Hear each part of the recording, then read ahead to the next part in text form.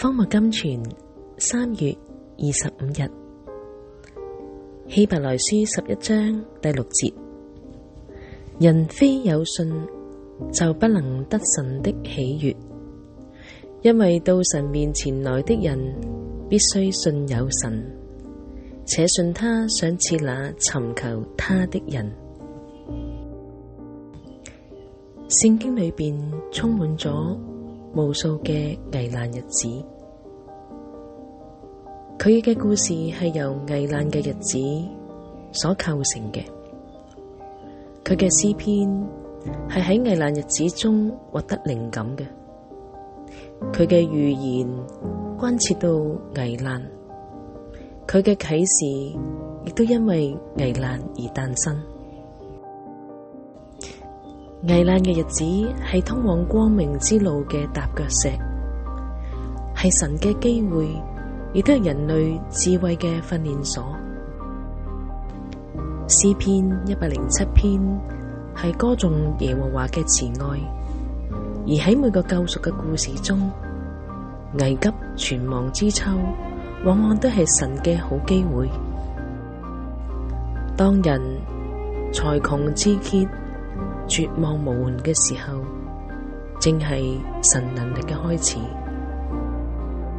唔知大家仲記唔記得神俾亞伯拉罕嘅應許嗎？一對年紀老邁、形同朽木嘅老夫婦將會得到後裔，並且好似天上嘅星星、海邊嘅沙咁多。我哋可以翻開聖經再讀一讀以色列人經過紅海得拯救嘅故事啊，仲有以色列人抬住約櫃喺約旦河中涉水而過嘅事件。我哋又可以再讀一下，當亞撒同埋約沙法仲喺希西家喺受逼迫嘅日子裏邊係點樣祈禱依靠上帝嘅。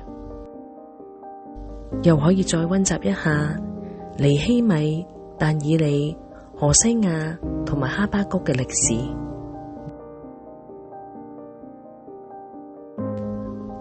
我哋可以再以敬畏嘅心造訪下幽暗中嘅客西馬尼園，駐足喺約瑟家嘅墳墓旁邊，默想一下耶穌受難嘅日子。